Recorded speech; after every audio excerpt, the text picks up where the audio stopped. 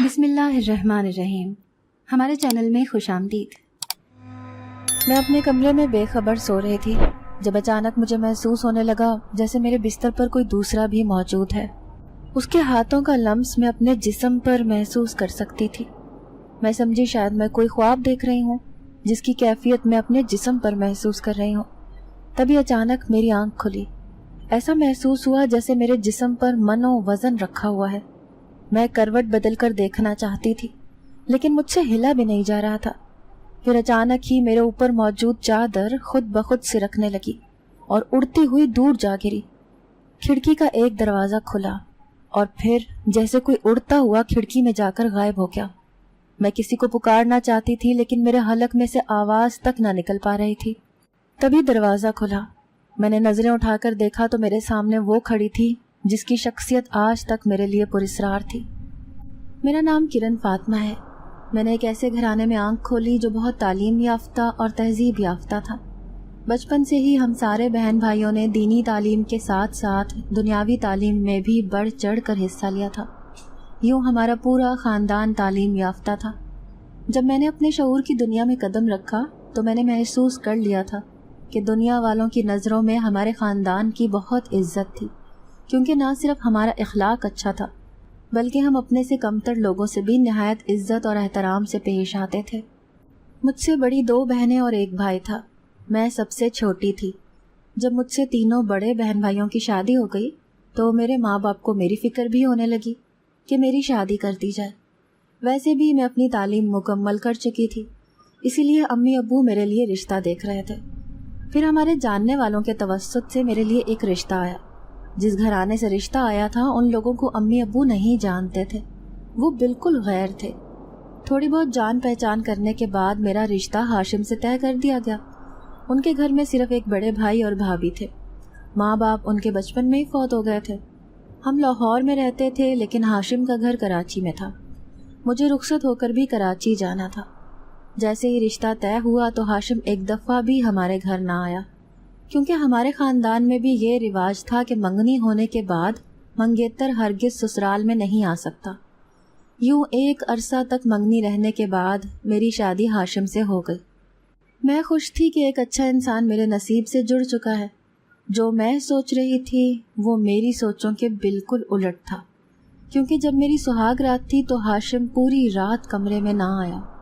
میں حیران تھی کہ ایسا کیسے ہو سکتا ہے کہ جس شخص کے لیے میں اتنی ساری سج دھج کر تیار ہو کر انتظار کر رہی تھی وہ مجھے دیکھنے تک نہ آیا۔ میں 2-3 گھنٹوں تک اس کا انتظار کرتی رہی، لیکن دروازے سے میری جیٹھانی اندر آئی۔ مجھے کہنے لگی کہ دراصل ہاشم کی طبیعت خراب ہے، وہ ہمارے کمرے میں لیٹا ہے۔ تمہارے پاس میں نے اس لیے نہیں بھیجا کہ تم پہلے دن کی دلہن ہو، خواہ مخواہ ہی اس کو پوری رات سنبھالنے میں لگ جاؤ گی۔ میں تھوڑا حیران پریشان رہ گئی، لیکن پھر اپنی جٹھانی کی ہدایت پر میں نے اپنے سارے زیورات اور کپڑے وغیرہ اتار کر رکھ دیے۔ اس پوری رات کو میں سو نہ پائی، کیونکہ مجھے بہت دکھ ہو رہا تھا کہ شاید دنیا کی پہلی دلہن ہوں گی جس کا شوہر گھر پر موجود تھا لیکن کمرے میں نہ آیا تھا۔ پھر دوسرے دن میں نے اچھا سا سوٹ پہنا اور باہر صحن میں آ گئی۔ ہاشم وہاں بیٹھا تھا، مجھے دیکھ کر جلدی سے اٹھ کھڑا ہوا۔ وہ مجھ سے نظریں چرا رہا تھا، لیکن میں اس کے سامنے یہ نہیں ظاہر کرنا چاہتی تھی کہ مجھے اس کی رات والی حرکت اچھی نہیں لگی، اسی لیے اسے دیکھ کر میں مسکرا دی۔ پھر یہ عقدہ مجھ پر بعد میں کھلا کہ ہاشم اکثر ہی بیمار رہتا تھا۔ اس کی یہ بیماری آج سے نہیں بلکہ بچپن سے ہی تھی۔ اس کے بھائی اور بھابھی نے ہمارے گھر والوں سے یہ بات چھپائی تھی، تبھی اس کو دورے پڑتے تو کبھی وہ بیٹھے بیٹھے بے ہوش ہو جاتا۔ اسی وجہ سے وہ کوئی کام کاج بھی نہ کرتا تھا، جبکہ اس کے بھائی بھابھی نے میرے گھر والوں سے جھوٹ بولا تھا کہ ہاشم ایک بہت بڑا کاروبار ہے۔ مجھے یہ جان کر دلی دکھ ہوا، کیونکہ کسی کو دھوکہ دینا اور وہ بھی ایسے لوگوں کو جنہوں نے کچھ کیا ہی نہ ہو۔ جب میں لاہور امی سے ملنے گئی تو گھر والوں نے پوچھا کہ تم خوش تو ہو؟ میں نے اپنے دل پر پتھر رکھ کر اپنے ماں باپ کو کہہ دیا کہ ہاں میں بہت خوش ہوں۔ میں انہیں یہ بات نہیں بتانا چاہتی تھی کہ انہوں نے میری شادی ایک بیمار آدمی سے کر دی تھی۔ میں نے اس بیمار آدمی کو اپنا نصیب سمجھ کر قبول کر لیا تھا۔ میں سمجھ رہی تھی کہ ہاشم کے بھائی بھابھی ہم دونوں کو اچھے سے سنبھال لیں گے، کیونکہ ہاشم کوئی نوکری نہ کر سکتے تھے۔ وہ اس قدر بیمار رہتے تھے کہ ان کا سارا وقت آرام کرنے میں گزرتا تھا۔ پھر میری حیرت کی انتہا نہ رہی جب اس کے بھائی بھابھی نے ایک دن مجھے بتایا کہ وہ ہمیشہ ہمیشہ کے لیے کراچی چھوڑ کر دبئی جا رہے ہیں۔ یہ خبر میرے لیے کسی صدمے سے کم نہ تھی۔ اس کا مطلب تھا کہ وہ صرف ہاشم جیسی ذمہ داری کو اپنے سر سے اتار کر پھینکنا چاہتے تھے، اور انہوں نے مجھ جیسی پڑھی لکھی لڑکی کا سہارا لیا تھا تاکہ میں ہاشم کی بیماری سمجھ کر اس کا ساتھ دے سکوں۔ میرے دل میں ان کے لیے بے پناہ نفرت پیدا ہو گئی۔ پھر 1-2 دن کے بعد ہی وہ ہمیشہ کے لیے دبئی چلے گئے۔ ہاشم کا اوپر والا پورشن اب خالی ہو چکا تھا۔ میں نے سوچا کہ اسے کرائے پر دے دیتی ہوں تاکہ ایک مناسب آمدنی کا بندوبست ہو جائے۔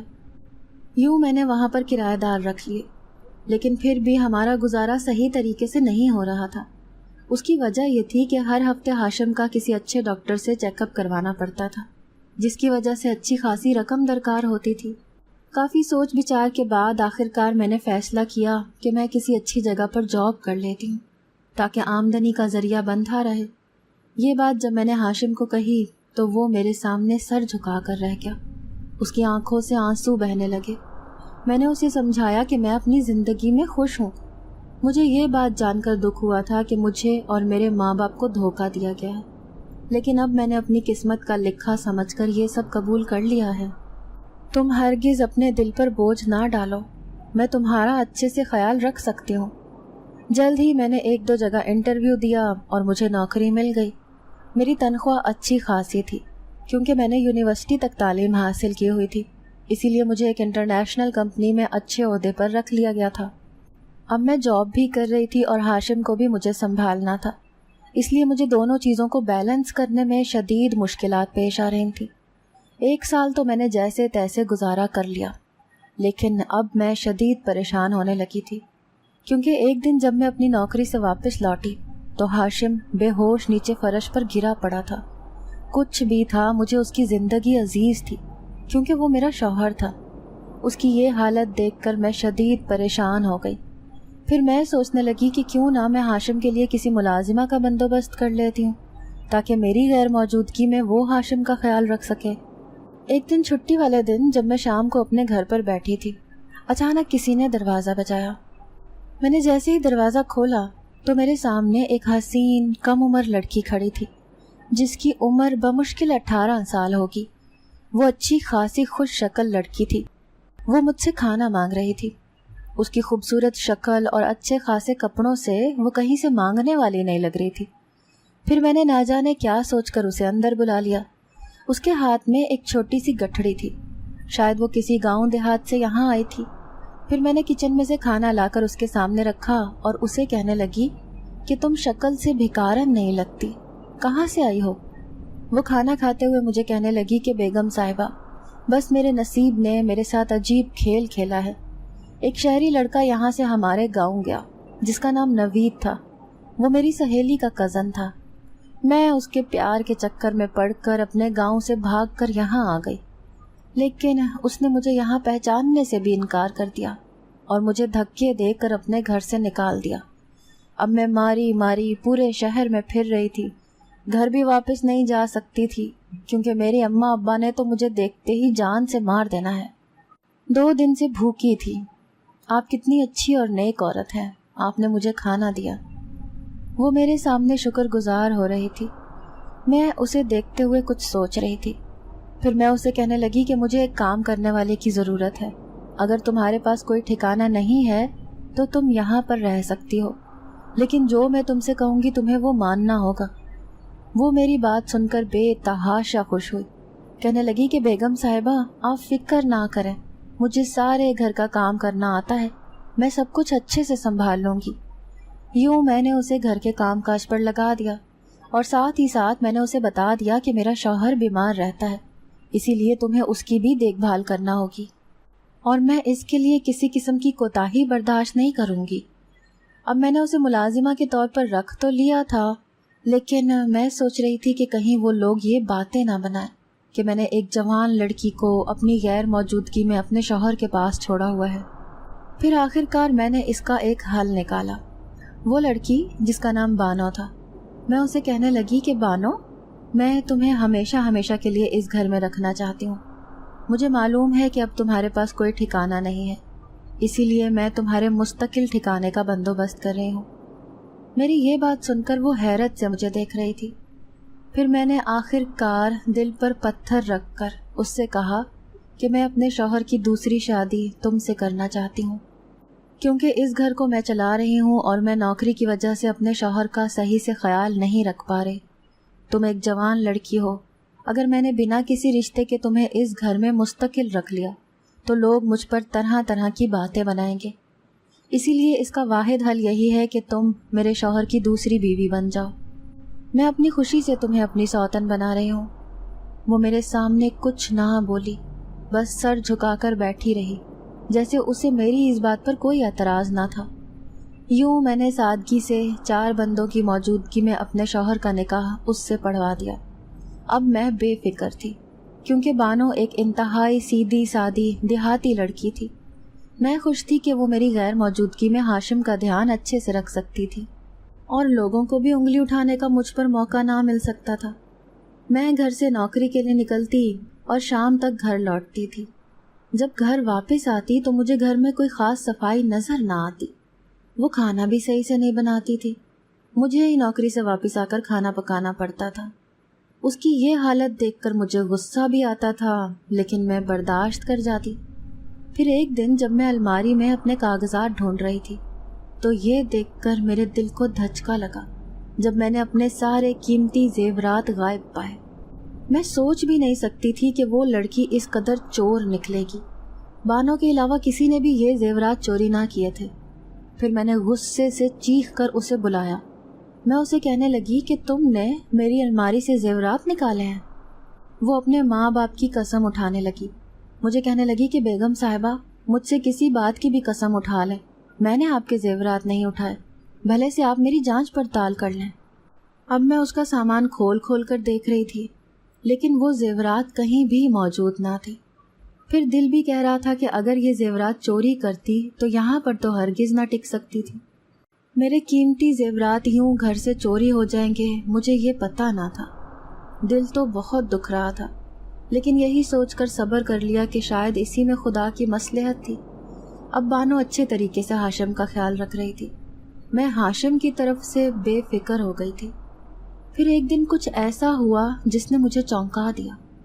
اس دن تھکن کے مارے میری بری حالت ہو رہی تھی، دل چاہ رہا تھا کہ کوئی میرے جسم کو اچھے طریقے سے دبا دے، کیونکہ آج کل آفس میں کام زیادہ تھا جس کی وجہ سے میں بہت تھک جاتی تھی۔ ابھی مجھے سوئے ہوئے تھوڑی ہی دیر ہوئی تھی کہ اچانک مجھے اپنے پیروں پر کسی کے نرم نرم ہاتھ محسوس ہونے لگے۔ میں ان ہاتھوں کا لمس محسوس کر کے جاگ گئی۔ پھر میں نے جیسے ہی چادر ہٹا کر دیکھا تو میں حیران رہ گئی، کیونکہ بانو میرے پاؤں کے پاس بیٹھی انہیں دبا رہی تھی۔ پھر میں بانو کو کہنے لگی کہ یہ کیا کر رہی ہو تم، چھوڑ دو۔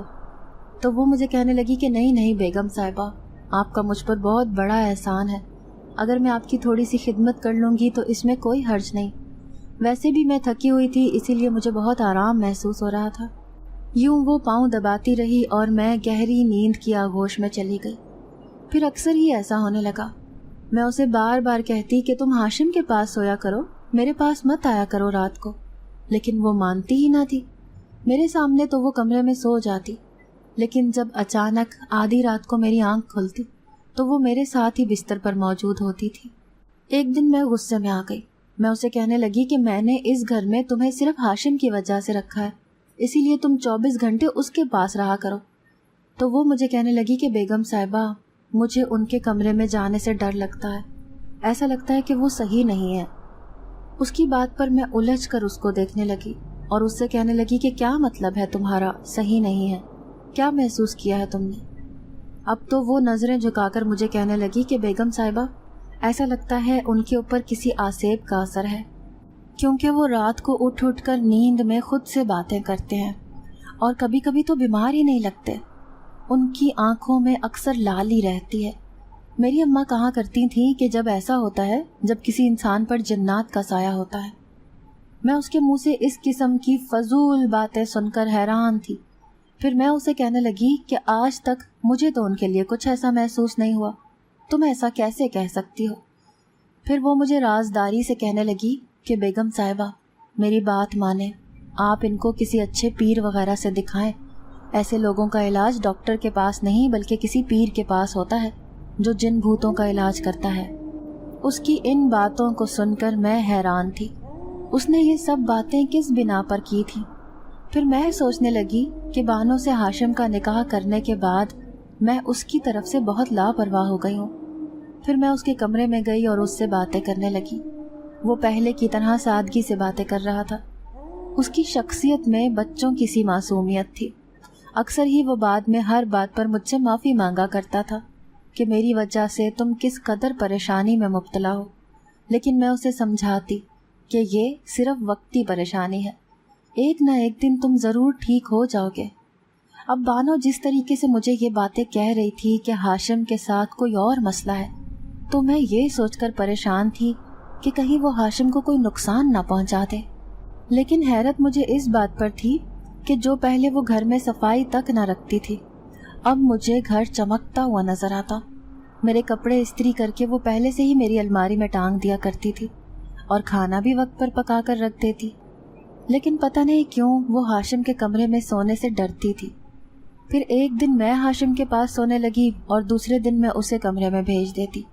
پھر وہ آدھی رات کو اٹھ کر میرے پاس آ جاتی اور سونے سے پہلے مجھے اپنی موجودگی کا احساس ضرور دلایا کرتی۔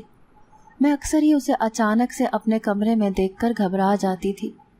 وہ کبھی مجھے کہتی کہ بیگم صاحبہ میں آپ کے بالوں میں مالش کر دوں، تو کبھی کہتی میں آپ کے پاؤں دبا دیتی ہوں۔ میرے دل میں مچلنے والی خواہشوں کو وہ نہ جانے کس طرح پہچان لیا کرتی تھی۔ میں اکثر تھکی ہوئی آفس سے گھر لوٹتی تھی، لیکن وہ میرا چہرہ دیکھ کر پہچان جاتی کہ آج میری کس قدر بری حالت ہے۔ دھیرے دھیرے اس نے میرے دل میں اپنی جگہ بنا لی تھی۔ اب میں بھی اس کی باتوں میں آ کر ہاشم کی طرف سے متنفر ہونے لگی۔ مجھے ایسا لگتا تھا کہ ہاشم صرف بیماری کا ناٹک کر رہا ہے، یہ بالکل تندرست ہے۔ ایک دن میں اس کی باتوں میں آ کر ہاشم سے کہنے لگی کہ ہاشم آخر تمہاری بیماری ڈاکٹروں کو سمجھ کیوں نہیں آتی؟ میں تمہاری خاطر کتنی تکلیفیں اٹھا رہی ہوں، آخر تم بتاتے کیوں نہیں کہ یہ بیماری کب سے تمہاری جان کو چمٹی ہے؟ آج تک ڈاکٹروں نے بھی مجھے یہ نہیں بتایا کہ آخر کار یہ بیماری ہے کیا؟ ہاشم میری بات سن کر اداس ہو گیا۔ پھر وہ مجھے کہنے لگا کہ جب اماں زندہ تھیں تو وہ مجھے بتایا کرتی تھیں کہ 10 سال تک میں ایک خوبصورت صحت مند بچہ ہوا کرتا تھا، لیکن اچانک ہی 10 سال کی عمر میں نہ جانے ایسا کیا ہوا کہ مجھے دورے پڑنے لگے اور خود بخود میرے ہاتھ پاؤں ٹیڑھے ہو جایا کرتے تھے۔ اماں ابا نے کافی علاج کروایا، لیکن یہ بیماری کسی کی سمجھ میں نہ آئی۔ بعض لوگ کہتے تھے کہ شاید کسی خطرناک جنات کا مجھ پر سایہ ہے، تو کوئی کہتا تھا کہ یہ کوئی جسم کی کمزوری ہوتی ہے جو عمر کے بڑھنے کے ساتھ ساتھ شروع ہو جاتی ہے۔ اس بیماری کے بعد میں نے اسکول جانا بھی چھوڑ دیا تھا اور گھر پر ہی تعلیم حاصل کرتا تھا، کیونکہ اسکول میں بھی اکثر مجھے دورے پڑ جایا کرتے تھے اور پھر اسکول کے بچے میرا مذاق اڑاتے تھے۔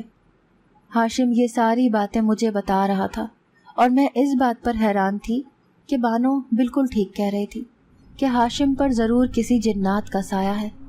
پھر میں اسے کہنے لگی کہ ہاشم کیا تمہیں کچھ یاد ہے کہ تم نے بچپن میں کوئی ایسی حرکت تو نہیں کی تھی جس کی وجہ سے تمہیں یہ نقصان اٹھانا پڑا ہے؟ وہ کافی دیر سوچتا رہا، پھر مجھ سے کہنے لگا کہ پتہ نہیں، اماں بتاتی ہیں کہ جہاں ہم رہتے تھے وہاں پر ایک خالی گھر ہوا کرتا تھا، اس گھر کو میرے ابا نے خرید لیا تھا۔ ابا نے وہ گھر تعمیر کرنے سے پہلے کسی کے کہنے پر پورے گھر میں آگ لگا کر وہاں پر موجود جھاڑیوں وغیرہ کو ختم کیا تھا تاکہ کوئی بھی شیطانی مخلوق ہو تو وہاں سے چلی جائے۔ یہ سب انہوں نے کسی عامل کے کہنے پر کیا تھا۔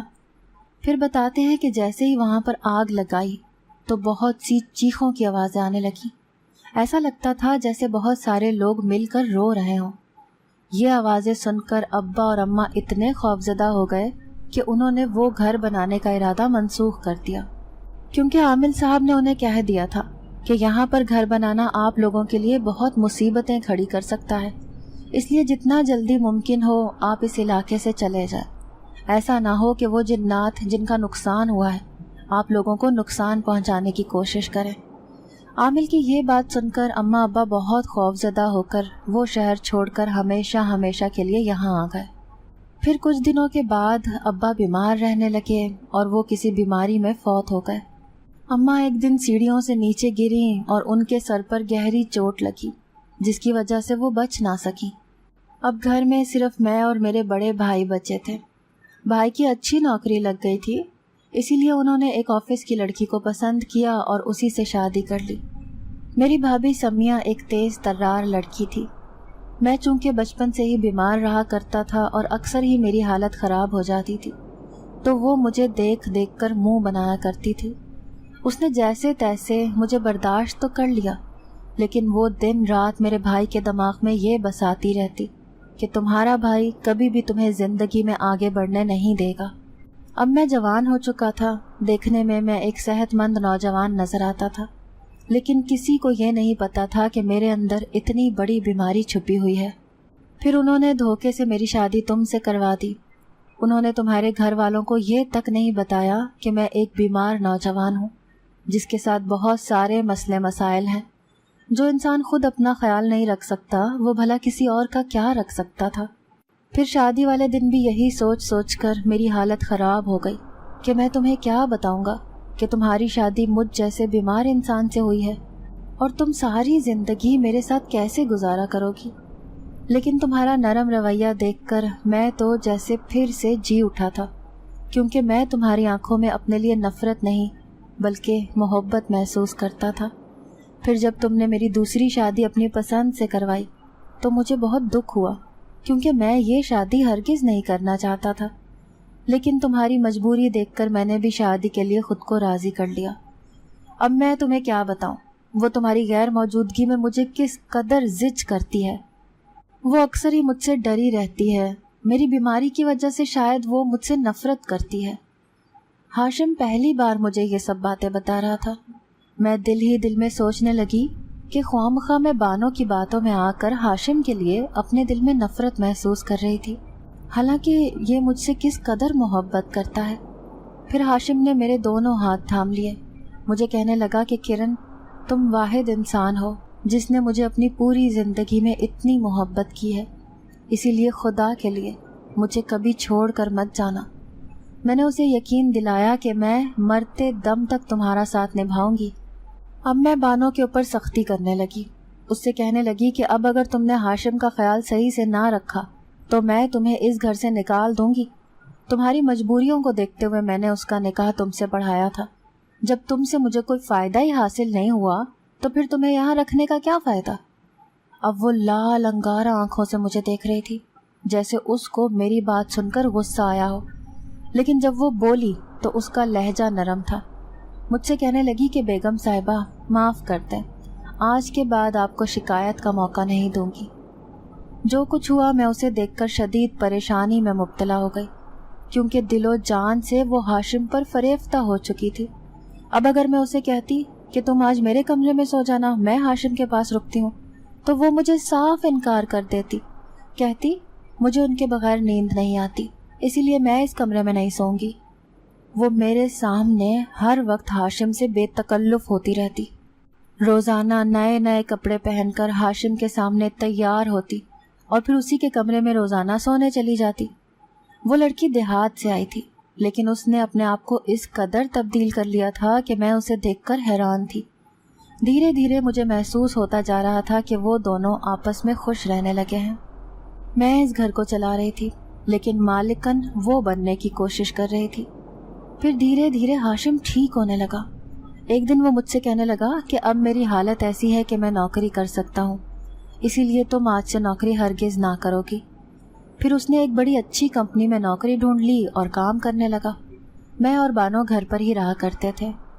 میں دیکھ رہی تھی کہ جیسے ہی ہاشم نوکری سے واپس آتا تو وہ فوراً اسے لے کر کمرے میں چلی جاتی اور میں صرف ان دونوں کا منہ دیکھتی رہ جاتی۔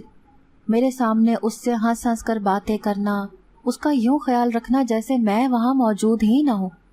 اب مجھے لگ رہا تھا کہ میں نے ہاشم کی دوسری شادی کروا کر کس قدر غلطی کی تھی۔ بانوں کے رنگ مکمل بدل چکے تھے، کہاں وہ ایک دیہاتی لڑکی، اور اب اسے دیکھ کر ایسا لگتا ہے جیسے وہ بہت ماڈرن ہو۔ اس نے شہر کے تمام نئے فیشن کرنا سیکھ لیے تھے۔ ہاشم کو میں دیکھ دیکھ کر حیران ہوتی کہ وہ کس قدر بدل چکا تھا۔ میں نے اس کی بیماری میں ہر طرح سے اس کا خیال رکھا تھا، لیکن اب وہ مجھے نظر بھر کر نہ دیکھتا تھا۔ بانو کی محبت نے اس کا دماغ بالکل سن کر دیا تھا۔ اب میں رات بھر اپنے کمرے میں اکیلی لیٹی رہتی اور ان کے ہنسنے بولنے کی آوازیں میرے کانوں میں آتی۔ کبھی کبھی میرا بھی دل چاہتا کہ میں یہ سب کچھ چھوڑ چھاڑ کر اس گھر سے چلی جاؤں، کیونکہ اس گھر کو بسانے میں جتنی محنت میں نے کی تھی شاید کوئی بھی نہ کرتا۔ ہاشم جب بیمار تھا تب بھی اچھا خاصا دکھتا تھا، لیکن صحیح ہونے کے بعد تو جیسے اس کی شخصیت نکھر گئی تھی۔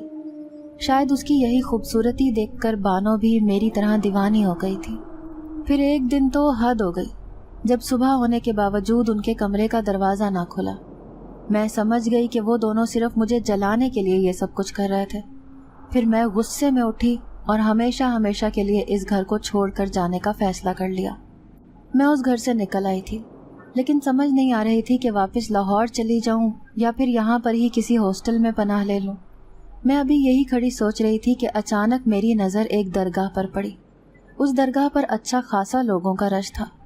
میں نے سوچا کہ کیوں نہ میں بھی اس درگاہ پر جا کر اس کی زیارت کر لوں۔ یہی سوچ کر میرے قدم اس طرف اٹھ گئے تھے۔ جیسے ہی میں درگاہ کی سیڑھیاں چڑھنے لگی تو مجھے سیڑھیوں پر بیٹھی ہوئی ایک کم عمر لڑکی دکھائی دی۔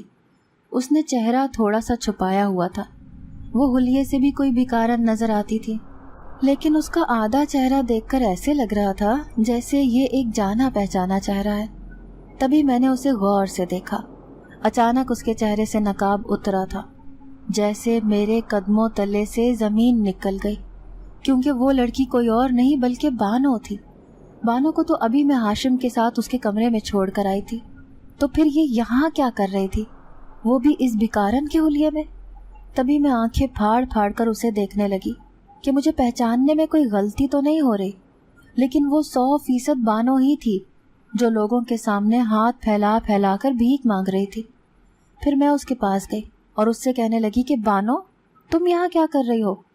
اس نے جیسے مجھے پہچانا تو وہ اٹھ کر وہاں سے بھاگنے لگی۔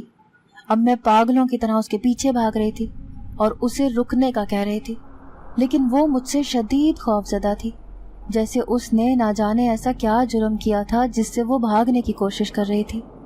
آخر کار وہ بھاگتے بھاگتے نیچے گر پڑی اور میں اس کے سر پر پہنچ گئی۔ اب میں نے سختی سے اس کا بازو پکڑ لیا۔ پھر میں اس سے کہنے لگی کہ آخر تم ایسے کیوں بھاگ رہی ہو؟ پھر اس نے میرے آگے ہاتھ جوڑے، مجھے روتے روتے کہنے لگی کہ بیگم صاحبہ مجھے معاف کر دیں، نوید کی باتوں میں آ کر میں نے آپ کے وہ زیورات چوری کیے تھے، لیکن نوید نے مجھ سے ایک بار پھر بے وفائی کی اور وہ سارے زیورات لے کر وہ پنجاب بھاگ گیا۔ میں آپ کی مجرم ہوں، لیکن خدا کے لیے مجھے پولیس کے حوالے مت کیجیے گا۔ وہ یہ کیا باتیں کر رہی تھی مجھے کچھ سمجھ میں نہ آئی۔ وہ ان زیورات کا کہہ رہی تھی جو میرے گھر سے چوری ہوئے تھے۔ پھر میں بانو کو کہنے لگی کہ یہ کیا کہہ رہی ہو تم؟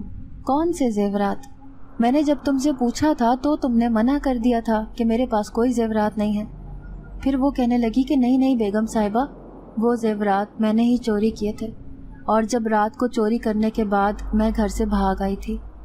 یہ سب میں نے نوید کے کہنے پر کیا تھا، کیونکہ آپ اس گھر میں اکیلی رہتی تھیں، اسی لیے نوید نے اور میں نے پلان بنایا تھا کہ آپ کی غیر موجودگی میں آپ کے گھر کا صفایا کر دیتے ہیں۔ یہی سوچ کر میں نے آپ کے قیمتی زیورات چرائے تھے۔ میں اس کے لیے آپ کے سامنے شرمندہ ہوں اور آپ سے معافی مانگتی ہوں۔ میں اس کی ساری باتوں پر الجھ رہی تھی۔ وہ مجھے کہہ رہی تھی کہ اس کا عاشق نوید اس سے زیورات چھین کر فرار ہو چکا تھا، اور جب سے وہ اس درگاہ پر رہ کر بھیک مانگ کر اپنا گزارا کر رہی تھی۔ تو اگر یہ اس طرح سے بھکارن بن کر رہ رہی تھی تو آخر بانو کے روپ میں وہ کون تھی جو میرے گھر پر اتنے دنوں سے رہ رہی تھی؟ اب میرے قدم ایک بار پھر سے گھر کی طرف اٹھ رہے تھے، لیکن اس بار میں اکیلی نہیں تھی، بلکہ بانو بھی میرے ساتھ تھی۔ میں اسے کچھ بھی نہیں کہہ رہی تھی، جبکہ وہ مسلسل مجھ سے معافیاں مانگ رہی تھی۔ پھر میں نے بانو کو خاموش رہنے کا اشارہ کیا اور خود چھپکے سے گھر کے اندر گھس گئی۔ اسے میں نے اپنے کمرے میں چھپا دیا اور خود ہاشم کے کمرے میں پہنچ گئی۔ دوسری بانو ہاشم کے ساتھ موجود تھی۔ آج اس نے گہرے سرخ رنگ کا لباس پہنا ہوا تھا اور زیورات سے اپنے آپ کو بے تحاشا سجایا ہوا تھا۔ میرے دل میں خطرے کی گھنٹیاں بجنے لگیں اور مجھے وہ باتیں یاد آنے لگیں جو ہاشم نے مجھے بتائی تھیں کہ اس کے اوپر کسی آسیب کا سایہ ہے، اس کا مطلب تھا کہ وہ بانو کی طرح دکھنے والی لڑکی جن زادی تھی۔ پھر کمرے میں پہنچ کر میں نے جو منظر دیکھا اسے دیکھ کر میرے ہوش اڑ گئے، کیونکہ اس لڑکی نے ماتھے پر سندور لگا رکھی تھی اور وہ ہاشم کے قدموں میں بیٹھ کر نہ جانے کیا پڑھ رہی تھی۔ اس کا یوں ماتھے پر سندور لگانا مجھے سمجھ نہیں آ رہا تھا۔ پھر میں ایک دم ہاشم کے پاس پہنچی اور اسے کہنے لگی کہ ہاشم چلو میرے ساتھ، یہ لڑکی بانو نہیں بلکہ کوئی اور ہے۔ جس لڑکی بانو سے میں نے تمہاری شادی کروائی تھی وہ گھر چھوڑ کر کب کی یہاں سے چلی گئی تھی۔ اس نے ہم دونوں کے بیچ میں دڑانے ڈال دی ہیں۔ یہ لڑکی بانو نہیں ہے بلکہ یہ ایک جن زادی ہے۔ تبھی اس جن زادی کے لمبے لمبے بال ہوا میں بکھرے اور غضبناک نظروں سے وہ مجھے دیکھنے لگی۔ اب اس نے اپنی شکل تبدیل کر لی۔ اس کی اصل شکل انتہائی خوفناک تھی۔ دوسری طرف بانو بھی میرے پیچھے پیچھے پہنچ چکی تھی۔ ہاشم یہ دیکھ کر انتہائی خوفزدہ ہو رہا تھا۔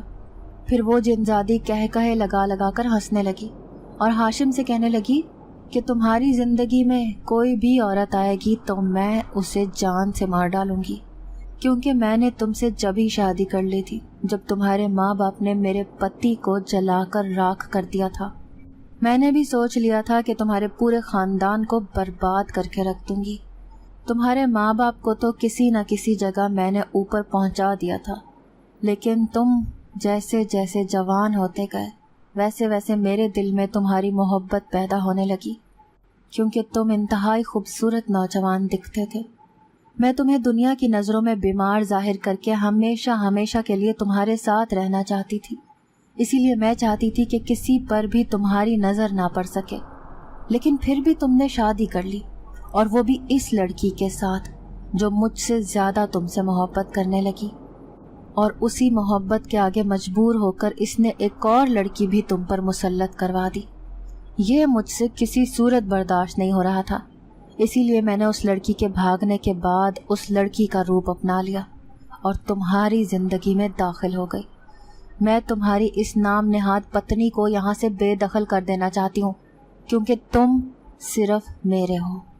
اس لیے فوراً ان دونوں کو یہاں سے دفع کرو، کیونکہ میں ساری زندگی تمہاری جان نہیں چھوڑوں گی۔ جب سے میرا پتی مرا ہے میں نے تمہیں دل سے اپنا پتی مان لیا ہے۔ وہ جن زادی جس طریقے سے باتیں کر رہی تھی اسے دیکھ کر یہی لگ رہا تھا کہ وہ ایک مسلمان نہیں بلکہ ایک ہندو جن زادی ہے، جو ہاشم پر آج سے نہیں بلکہ بچپن سے ہی فریفتہ تھی۔ بانو یہ سب کچھ دیکھ کر ہم سے خوفزدہ ہو کر اس گھر سے بھاگ گئی۔ ہاشم بھی شدید بے بس نظر آ رہا تھا۔ پھر میں اس سے کہنے لگی کہ شاید تم کسی بیوی کی طاقت نہیں جانتی ہو، یہ میرا شوہر ہے اور ہمیشہ میں اس کی حفاظت کے لیے اس کے ساتھ کھڑی رہوں گی۔ اس لیے تمہاری بھلائی اسی میں ہے کہ تم اسے چھوڑ کر ہمیشہ کے لیے اس کی زندگی سے چلی جاؤ، ورنہ مجھے دوسرا طریقہ اختیار کرنا ہوگا جس سے تمہیں نقصان پہنچنے کا بھی خدشہ ہے۔ میں اسے بھرپور ڈرانے کی کوشش کر رہی تھی، لیکن وہ غصے میں آگ بگولا ہو گئی۔ پھر دل ہی دل میں نے آیت الکرسی پڑھنا شروع کی اور اس جن زادی کے اوپر پھونک دی۔ اس پر جیسے کسی نے راکھ ڈال دی ہو، بری طرح سے تڑپنے لگی اور ہماری نظروں سے غائب ہو گئی۔ اب مجھے 100% یقین ہو گیا تھا کہ ہاشم کے ساتھ ضرور بچپن سے یہی مسئلہ تھا۔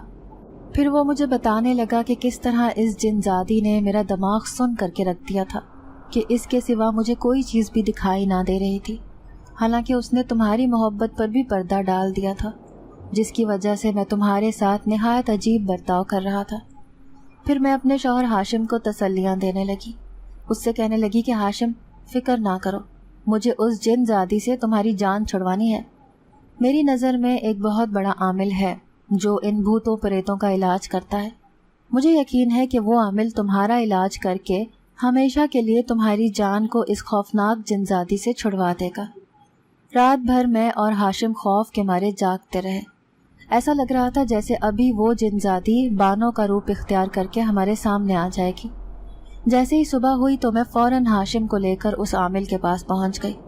اکثر آفس آتے جاتے میں اس عامل کے آستانے کو دیکھا کرتی تھی، جہاں پر عورتوں کا رش رہتا تھا۔ کافی دیر انتظار کرنے کے بعد اس عامل نے ہم دونوں میاں بیوی کو اندر بلا لیا۔ پھر جب میں نے اس عامل کو ساری بات بتائی تو وہ ہاشم کو کہنے لگا کہ وہ یقیناً ہندو جن زادی ہوگی، کیونکہ جب تمہارے ماں باپ نے اس گھر کو آگ لگائی تو وہ اپنے خاندان کے ساتھ اس گھر میں رہ رہی تھی. اسے یقیناً بہت شدید نقصان اٹھانا پڑا ہوگا، جس کی وجہ سے وہ اتنے سال گزرنے کے باوجود بھی تم سے بدلہ لے رہی ہے. وہ نہ صرف تمہارے وجود پر حاوی ہونا چاہتی ہے بلکہ تمہارے دماغ کو بھی اپنے بس میں کر لینا چاہتی ہے. تمہارا علاج کرنے کے لیے مجھے تمہارے گھر پر آنا ہوگا جہاں پر وہ رہ رہی ہے، لیکن جیسے ہی میں اسے تمہارے سامنے حاضر کروں گا تم نے اس سے معافی مانگنی ہوگی، کیونکہ وہ سمجھتی ہے کہ اس کا بدلہ زندگی بھر پورا نہیں ہوگا. وہ تمہیں مارنے کے بعد ہی سکون سے بیٹھے گی. اس عامل کی باتیں شدید خوفزدہ کر دینے والی تھیں اور میں یہ سب کچھ سن کر پریشان ہو گئی تھی. پھر دوسرے دن عامل ہمارے گھر پر آیا اور اسی کمرے میں پہنچ گیا جہاں پر میں نے اور ہاشم نے اپنی نئی زندگی کا آغاز کیا تھا. لیکن اس کمرے میں اتنے دنوں سے بانوں کے روپ میں وہ جن زادی ہاشم کے ساتھ رہ رہی تھی. پھر عامل نیچے زمین پر بیٹھ گیا اور کوئی عمل کرنے لگا. اس نے کمرے میں موم بتیاں جلا لی تھیں جن کی خوشبو پورے کمرے میں پھیلی ہوئی تھی. ہاشم بھی اس عامل کے سامنے ہی بیٹھا تھا اور میں کمرے کے دروازے پر کھڑی یہ سب کچھ دیکھ رہی تھی. تبھی کسی کے رونے کی آوازیں آنے لگی، جیسے کوئی بین کر رہا ہو یا شدید تکلیف میں مبتلا ہو. پھر اچانک ہی دھواں سا پورے کمرے میں گردش کرنے لگا.